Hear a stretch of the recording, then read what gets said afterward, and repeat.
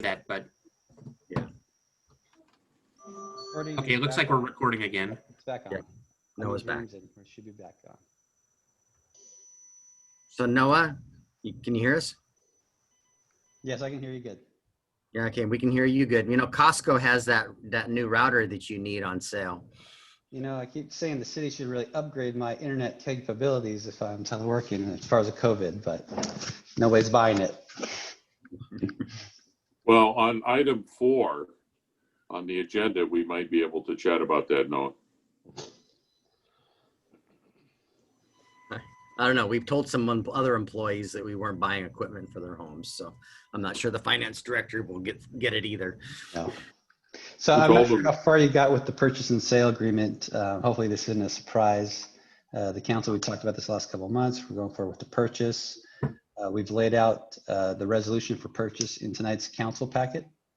And the additional item I'm bringing forward for council is the reimbursement resolution, which is simply a legislative declaration that we intend to finance any or all of the purchase at a future date if we so choose. Doesn't mean we're going to, but it gives us the option to if we need cash. Well, We talked about that. Yep. the way you phrase that, we intend to, it's more of if we do, we have the ability to pay ourselves back. Correct. Yep. Yeah. So I just wanted to pause, make sure there wasn't any questions on the reimbursement resolution or the purchase as it comes to council tonight, and we'll look to you, this committee, to support. And we talked about that at our last finance committee meeting and the last work study. Yeah. And again, as far as the purchase goes, currently we are intended on using the remaining bond proceeds we have from the Tremont project, which is about $535,000 as we're closing out that project. And I checked with legal counsel. They thought that was an appropriate and good use of the remaining bond proceeds to keep it within the transportation realm. And so we identified that transportation money would be used for those parcels that are most related to transportation. So we identified those. We'll use transportation impact fees for the other parcels related to the transportation improvements. And then we'll use the stormwater capital fund for the 2 parcels that are going to be used for storm drainage issues. Yeah, I think it looks good. I agree with Sean. We've talked about this, although this is the first time we've seen the funding sources that is going to pay for it. We've had general discussion about it. But Yeah, my comments were more about the reimbursement resolution. oh yeah, yeah. Yeah, looks good. Any Great. questions? No. That's not. Guess we can go on to budget. So hopefully you guys have had a chance to review your council packet, and in there we have proposed budget amendments. A number of the things are just housekeeping items. Of course, now with the approval of council to purchase the Bethel properties, we need to budget that. So we've included that in the budget and hopefully detailed it out very clearly. And the last part of the budget amendment involves cleaning up or catching up to all the activity of Tremont over the last year or so. Again, when we set the biennial budget, we did not touch, in the mid-year review, we didn't touch Tremont because there was so much changing still before we got to the final numbers, final costs. So we wanted to clean up that fund that was paying for the project, record those revenues that we've received from feds and state, and make sure that we have enough expenditure authority to close out the project this month. So I just wanted to pause and make sure that you all were comfortable with the budget amendment I'm proposing and the reasons why. Great to have Tremont behind us. That's for sure. It's been a year since we completed it, and we're still messing around with the financing of it. Yeah. So will this pretty much complete Tremont, or will we still have, when you wrap it up at the end of the month, will we still have additional adjustments? I don't think we'll have any more adjustments coming forward for the council to approve, but we have enough budget authority to pay the class claim. The general contractor still claims he's got, you know, I'm going to give you a number and it's wrong, $300,000 that we owe him. And we've got documentation to support $120,000. We've told Berger Abraham, which is now been sold to another company, you know, we've got $300,000 to close this project out. Whatever we don't give to the general, we owe that. They have a claim for $300,000 or $400,000 worth of additional work, and we're saying no, we're not going to pay that, but we'll pay you whatever we have left of our federal money, so as we close the project out. So and we're giving the contractor a window of time to provide us documentation to support his claim. He hasn't to this point, and I think if it wasn't last week, it was the week before. Mark sent them another reminder. Hey, here's your deadline. You know, we only have documentation to support $120,000. So we have enough authority to close it out. We have enough money to close it out, and it's with federal money. And we're just waiting for the contractor to give us document support to support his claim or not. I think that was my question. I wanted to make sure the 535 bond proceeds was totally clear for us to use for Bethel. Yes, that's excess bond proceeds that are ready to be used. So, I mean, assuming we plan it all out correctly, again, we still have REIT as a funding source for the project if something came up, but at this point, I feel we have adequate funding sources, and this would be the best way to spend the bond proceeds. Okay, thank you. And correct me if I'm wrong, Noah, but I believe we're still holding $1 million in reserve on Tremont, that waiting for all this closeout to happen. It's not money that we are planning to spend, but it's just in case it's through the audit of the federal programs. If they find specific dollars that we can't spend that way, that we can tap those funds too, which are city resources. Yeah, that's correct. We've talked about this, that we've obligated, but we have not budgeted. I think nearly $1 million for the Tremont project. Again, it's coming off our transportation impact fee funds. So it's funding we have identified is available should we need it, but we did not go forward with the steps to actually budget for it. We're anticipating it won't be necessary, and hopefully after we close out Tremont this month, then that money is now freed up for the future projects. That's not a retainage. Did we have retainage on this project? Mark, it's different because it's federal. Typically you have a retainage on the project that when everything's cleared, you can release. Yeah, I'm not. Yeah, it is not retainage, but we did have retainage on this project. Okay. This was just part of our funding source plan that we identified certain funding sources that we would off the books obligate. So we'd hold it in a pending status. And once the project was closed, then we would report back, hey, these are unobligated now and can be used for the other projects. Great. Okay. Anything else on Tremont or Bethel Road? I guess we're on to Noah's modem. Now, see the value that this CARES Act money could have on my personal modems. Yes. So real briefly, and then I'll turn over to the mayor to speak a little bit. CARES Act update. We've talked about this emergency proclamation resolution. I'm hoping to bring it forward on September 22nd. Again, we've made some purchases under the mayor's emergency authority. This would be a proclamation and resolution to clarify that with the council. That'll be coming forward. To date, we have submitted for $245,000 to be reimbursed. So that's the total that we've actually paid out of pocket out of these coffers at this point. And we are this week submitting for reimbursement from Commerce. So we're going through those processes and steps. I just want to share where we at with the original tranche.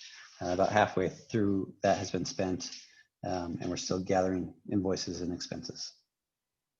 And the first wave of the KETA funding has been funded. I signed contracts on 5 or 6 of phase 2. There's another 5 or 6 that they're working through getting documents, supporting documents, and also with there's a couple of them that we're likely going to need to disqualify. Either they won't get us can't get us the supporting documents. Ultimately, we have to have all that stuff for an audit, and if we don't have the documents to support it, we'll end up not getting reimbursed. So Kita's doing a very thorough job for us. We had an art studio it's a home-based business, so that didn't qualify, but we steered them back to the county's program right now. So I'm proud to say county started 3 weeks ahead of us. They still haven't gotten a check on the street, and we got half of our checks on the street last week. We had a dozen checks on the street last week. So my goal is maybe we'll get some of phase 2 funded before the county gets a check on the street. So Bremerton's just started their process, and I believe it was last week, Noah was getting phone calls from Bainbridge Island and Paulsbo and how we were doing, what we were doing, and what we were doing. And I question, if you're just starting now and you've got to draw up contracts and run a process, I don't think you're going to get this money out the door before the deadlines for the feds. So I feel pretty good about what we've accomplished. And it's been tough to get this money out there and get people to take it. That being said, we were given an additional award last week of $216,000. And Noah kind of frankly told me today, we can always give it back. There's a lot of strings attached to this. I'd prefer not to. We have $70,000 worth of utility accounts right now that are delinquent. 40,000 are significantly delinquent that would be turned off right now. As Noah reminded me today, if we take this on with a utility program, we're going to have to do it with our own staff. And what aren't we going to get done if we do this? But I think it's the right thing to do to try to help our citizens. Also, I think just like the business rent relief, there's people that, you can get the horse to the water, but you can't make them drink. They got to do certain things and sign documents and apply.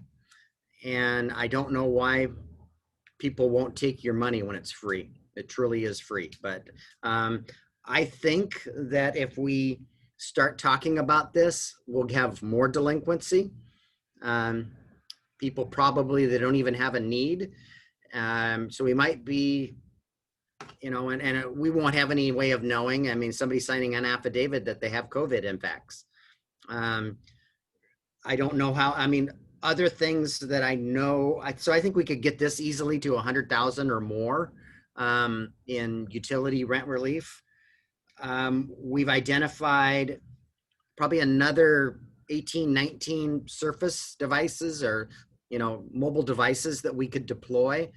One area is the planning commissioners, just like the council, aren't meeting in person, and the clerk and Mr. Bond aren't comfortable with them using their personal devices that way. I wouldn't give them brand new devices, but we might take some of our older laptops and our older, Nick in his office got the first versions of the Surfaces, that are a couple of years old, and push those out to planning commissioners, and then replace those, to people that are using them, all day long for work versus somebody that's using it a couple days a month. And the rub to that is we've got 8 more devices out there in the field that our IT department is supporting, licensing thereafter. And, it's not, the devices were free, but, to us, but we still have to support them and pay for the ongoing licensing and so on and so forth. But Brandy points out a public records violation lawsuit could cost us a great deal more than that. So that's roughly $30,000. But all said and done there.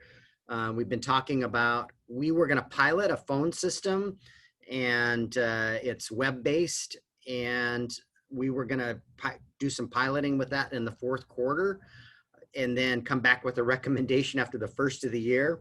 With this CARES money, it's probably about $10,000, but we might fast track that and come back to you and say, you know, this would be a valid use of those funds. It would enable our phone, our Mitel system is 6 years old. Believe it or not, it's becoming antiquated. It was $60,000 when we bought it. What we're looking at is a system through Verizon where you rent the phones aren't very expensive, but you're renting them from them, but they're cloud-based, and that phone can, wherever there's an Ethernet port, that phone is where that person's office is. So this remote working would work very good with that system. And then many employees have cell phones. So why do we have just like at home, why do we have a cell phone and a desk phone? Should we have one or the other? So we'll probably make some changes there. I got some other small workspace modifications in the $5,000 range. I mean, I can probably get this to, of the 216, about $150,000 that I think we can legitimately deploy. I've talked to Housing Kitsap about a rental assistance program. They got $500,000 2 weeks ago from the county. They can identify less than $10,000 in delinquent rents in the city of Port Orchard, and they just don't feel it's worth the effort of the contracting and on our side, their side, and everybody involved to take our money. So I've called KCR about the same thing, called them middle of week last week, and I haven't got a call back.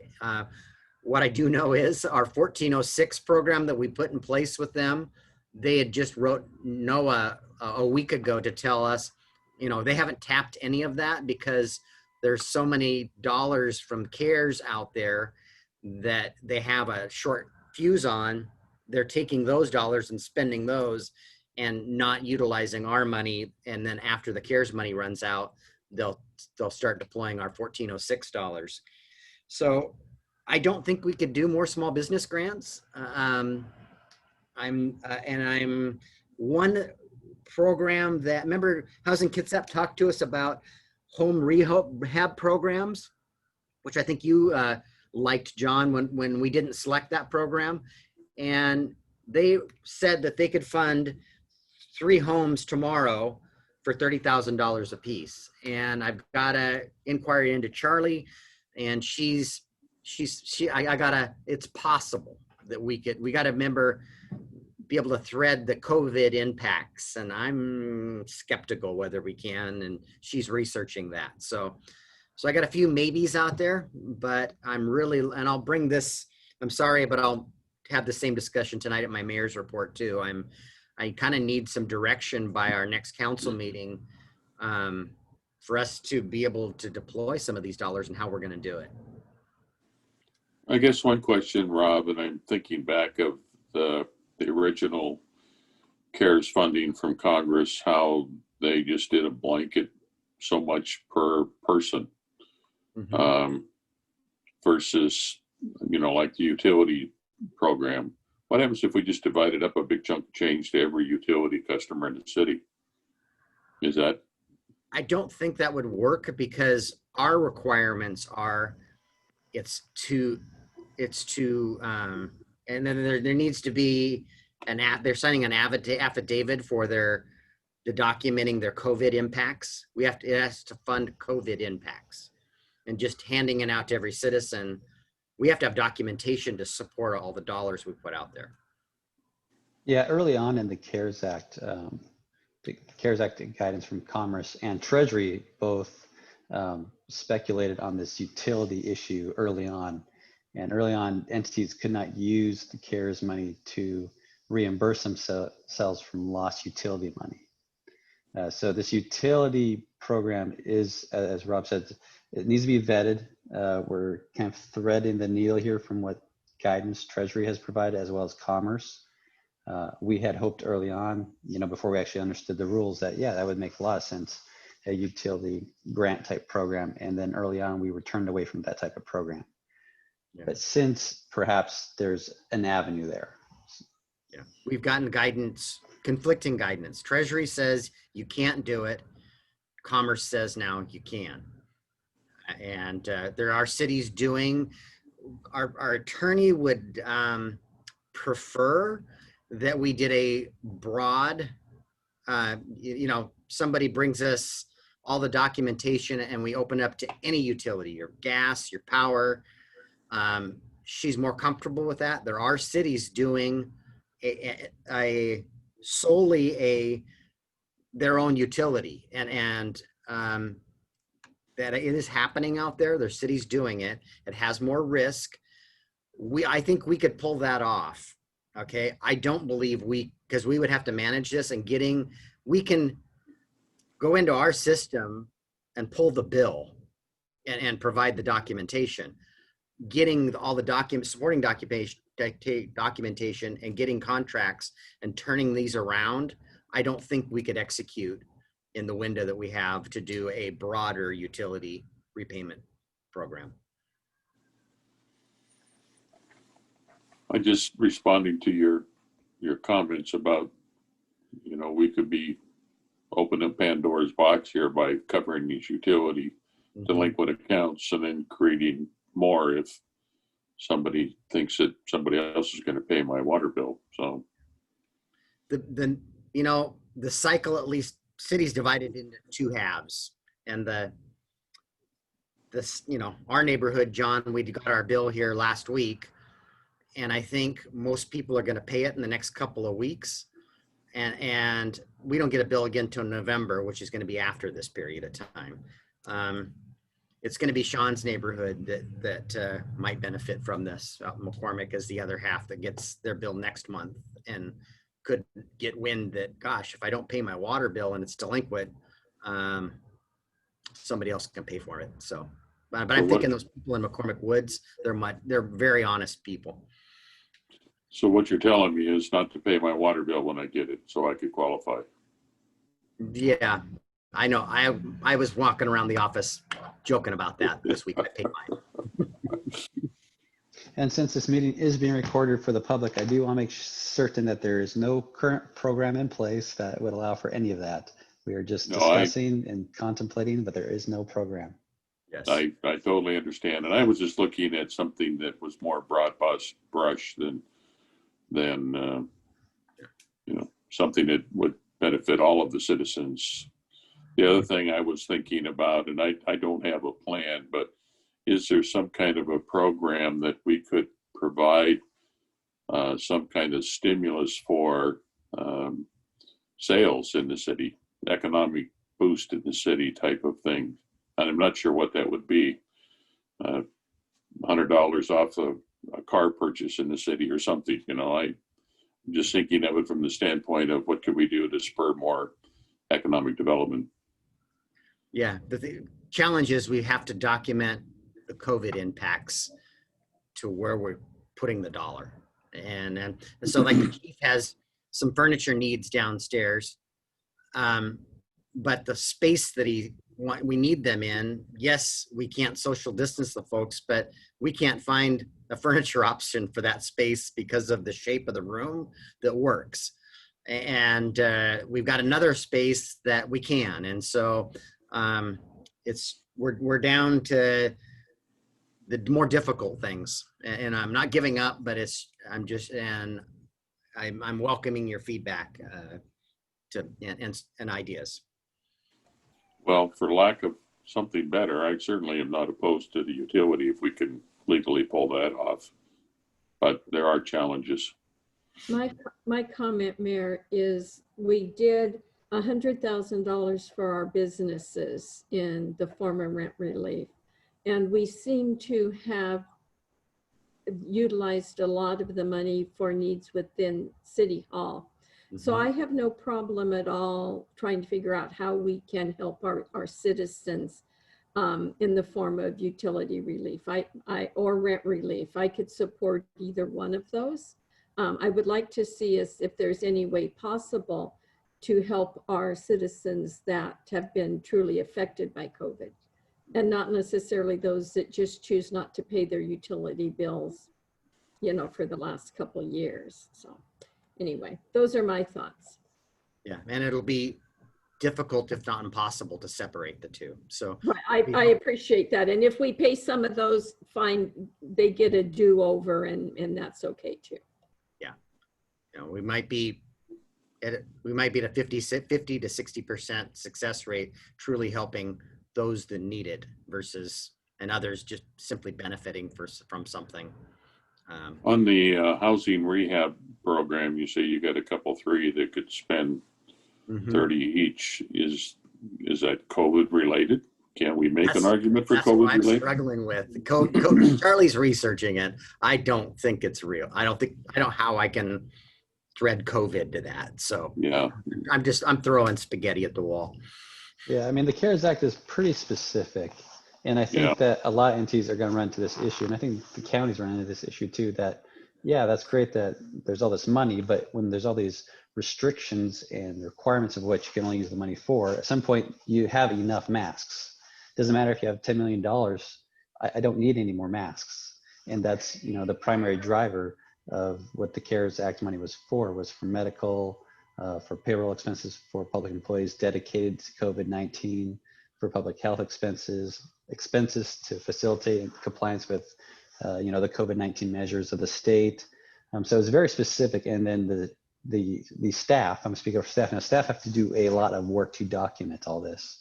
Because in the event that if we get audited, and we will be audited next year for this COVID program, just because we have higher federal dollar thresholds, if they find that one of the items that we claimed as reimbursement does not qualify, the city is liable from their own local funds to repay that. So again, it's not free money. It's money that we need to clearly document, understand that it's for COVID related expenses. And the more black and white, the easier it is for us to breathe and say, hey, yeah, we have the document lined up. We are prepared for this, that we're not at risk at our own local funds. And I've went out, you know, I think we work a little harder than some of the other jurisdictions. And I was first to get to Helpline and offer them 30,000 in the first bucket. And Jennifer was all excited. And then the county came along a week later and offered her about 4 times what I offered her. And she took their money and didn't take ours. So,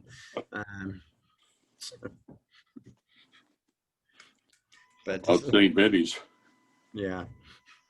So there's a lot of money out there of this type that's very restricted in its use, and the county has it, the other cities have it, the state has it, I mean, our court was offered money and she turned it down. The judicial branch of the state was trying to push stuff out to the courts, and we've got them some video equipment in the first bucket of money. And she goes, there's strings attached. I'm not jumping through their hoops. So, and we have enough money. If she had a need, our court had a need, we could tap into these dollars. Okay, well, I think you've got a plan that you're working on. I certainly can support all the things that you had suggested. So, Yeah, I don't know that I have a plan. I have ideas. well, you have ideas. I mean, if Charlie comes back and says this one will work and that one won't, sounds good to me. I haven't heard any hell no's on anything I've suggested. So, Well, I think they're all, you know, have merit. So I guess the only other comment I would make in regards to the acquisition of more tablets, I would assume that you can purchase with the first year of licensing on whatever you've got on there. Just a tablet doesn't do you any good without software. yep. Unless you could buy a 5-year subscription. All right. Shall we move on to the budget process for 21-22? Yeah, that's great. So I just wanted to give the Finance Committee an update, kind of where we are in the process.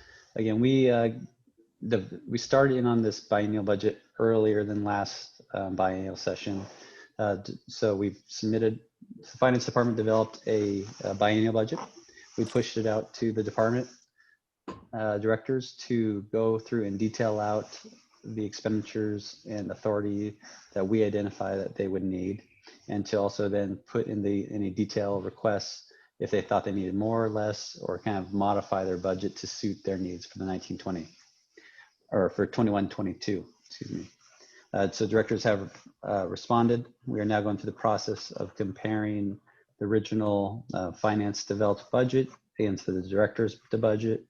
And then we will sit down with the mayor and department directors at the end of September, walk through their requests, and the mayor will then start to pencil in his budget to be prepared for October 1st to showcase the preliminary budget. Again, after that, we'll come and start to engage the council with the mayor's proposed budget. And that's when we'll bring in the directors for interviews, council members and finance committee to ask questions as far as what we have developed in the budget. So the real struggle right now is developing that critical revenue forecast and developing a budget where current revenues can meet the current expenses. I have somewhat of a selfish, semi-personal question. What are you planning for 21 as far as any kind of a COLA for the non-rep folks? Do you have any idea what's being projected next year, Noah? Yeah, so far we've built in 2% COLAs for all non-reps, 2% for the police guild per contract, 2% for the Teamsters per contract, and only the Teamsters police union had a different factor in their contract. All the other represented groups went with the CPI or a minimum floor of 2%. The Teamsters police folks went with 2.5%. So we're factoring all COLAs per contracts, and then for the non-reps, we're factoring 2% to match the represented folks. Okay, so it's being driven by the CBAs and not anything else. Correct. Yeah, okay. That's been That'll our help, but thank you. Yeah, that's been our historical practice. Now, remember, we're also in the midst of a salary survey too, and we should have that in the midst of in the next 45 days. Noah, you think? Yeah, Synergy is hoping to have the final draft report by the end of September. Again, the key pieces of that report is going to be, what does our organization look like going forward? Where do we have gaps in what departments? Where do we need to add personnel? The second piece is going to be the salary survey kind of results. Where are we at in the current marketplace with salaries and benefits? But for this group, the finance committee, the council, and the mayor, the executive staff team, it's the real critical piece of that report is going to be, what is our plan as we move forward and grow as a city? Where do we need to think about adding key personnel and why? Noah, to maybe add some color to John's question, I believe after the second quarter ended June 30, that you had read a report that the CPI through the first 6 months was 0.9%. Do you remember that, sharing that information? Yeah, that is correct. Yeah, the CPI was, I think 0.9% was correct, and that's less than 1%. Right. And Through 6 so it's months. kind of interesting hearing what all the other entities are doing in regards to this matter. There is a mixed bag out there depending on the entity and how they've been impacted by COVID and how they're currently responding to the environment. Most of the cities I've talked with are targeting the CBAs as far as any COLAs, whatever is required in the contracts, and continuing that forward for the most part with their non-reps. Now, not all are doing that. Some are going with a 0% COLA. Some are offering incentives for early retirement in lieu of future furloughs. So there really is a mixed approach out there depending on the type of entity you are.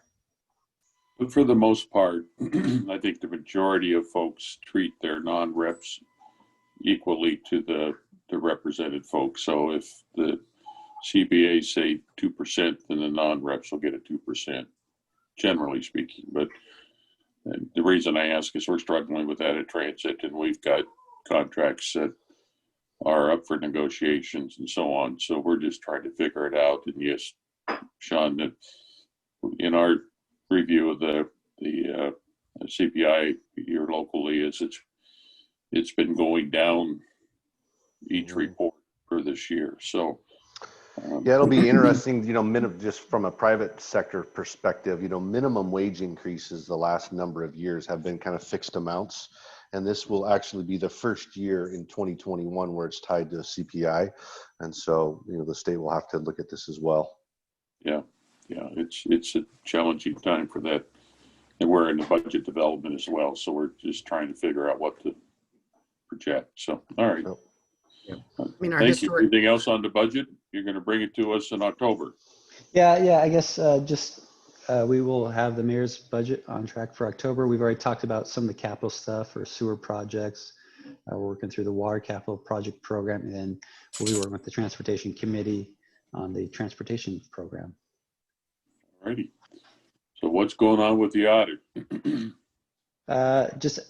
I put it on the agenda just so I wouldn't forget it. Placeholder that we are now engaged in an audit. So I expect to send up an entrance interview with the finance committee. I know we have done this in the years past. So just wanted to give you a heads up to look for email invites to the entrance audit.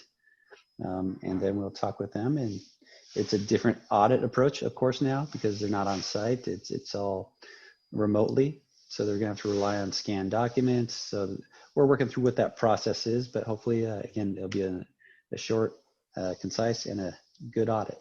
So that's coming. Seems like we just had our exit. We're having an entrance already. Mm-hmm. Yeah. All righty. Is there anything else for the good of the order? The last thing I had on the agenda for tonight, at least, was we are working through updating our procurement policy to be compliant with the state law as far as bidding thresholds. And I thought that was going to be ready to come forward to tonight's council meeting, but it's not. So I'm just giving you a heads up. We're going to be updating certain sections of the procurement policy. I believe it's targeted for the 22nd meeting. Thanks for the warning.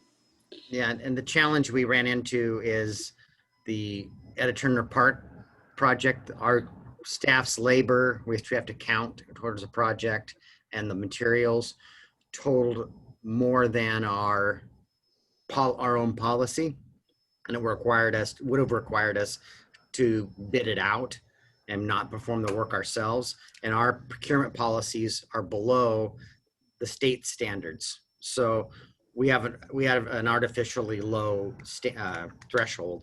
The legislature raised those thresholds a couple sessions ago, and we just haven't updated our policies. And by updating these policies, Rebecca's got a whole list of things she wants to do, but can't get to in this procurement. But we want to at least tackle these dollar amount thresholds and get them consistent with state law. Seems reasonable.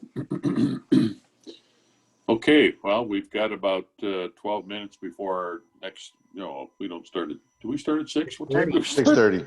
Yeah, we got- 6:30. I guess we have more than 12 minutes. All righty, is there anything for the good of the order? I've only been doing this for a couple of weeks, sorry. We'll see you in 41 minutes. Yeah. There you go. We'll adjourn the committee meeting and see you guys in a little bit. All right. Thank you.